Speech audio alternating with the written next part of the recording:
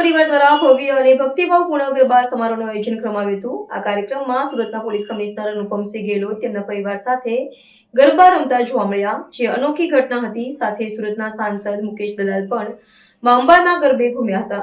Surat police પરિવારે અંબા માતાની આરાધના સહિત ગરબા રમ્યા હતા અને આ ઉત્સવમાં સુરતના સાંસદ મુકેશ દલાલ અને તેમના પરિવારજનોએ પણ ભાગ લીધો હતો. પરંપરાગત ગરબા વેશમાં સજ્જ થયેલા પોલીસ કમિશનર ગેહલોત અને સંસદ દલાલે 3 તાળીઓના ગરબામાં ઉત્સાહપૂર્વક ભાગ લઈને સૌને મંત્રમુગ્ધ કર્યા હતા. આ પહેલીવાર હતી કે જ્યારે એક પોલીસ કમિશનર તેમના પરિવાર સાથે જાહેરમાં આવીને ગરબા રમવા જતા જોવા મળ્યા. આ કાર્યક્રમનો ઉદ્દેશ પોલીસ દળ અને તેમના પરિવારો વચ્ચેનો સંબંધ મજબૂત બનાવવાનો તેમજ નવરાત્રિના પવિત્ર તહેવારને સામૂહિક રીતે ઉજવવાનો હતો. પોલીસ અધિકારીઓ અને કર્મચારીઓના પરિવારોએ પણ પરંપરાગત પોશાક પહેરીને આ ઉત્સવમાં ભાગ લીધો હતો. આ સમારોહમાં પોલીસ પરિવાર અને સાંસદના પરિવારની સામૂહિક ઉપસ્થિતિએ સમારોહને વિશેષ બનાવ્યો હતો. આ કાર્યક્રમ દ્વારા પોલીસ વિભાગમાં પારિવારિક સંબંધોને પ્રોત્સાહન આપવા સાથે સાંસ્કૃતિક પરંપરાનું સંરક્ષણ કરવાનો સંદેશ પણ આપવામાં આવ્યો છે.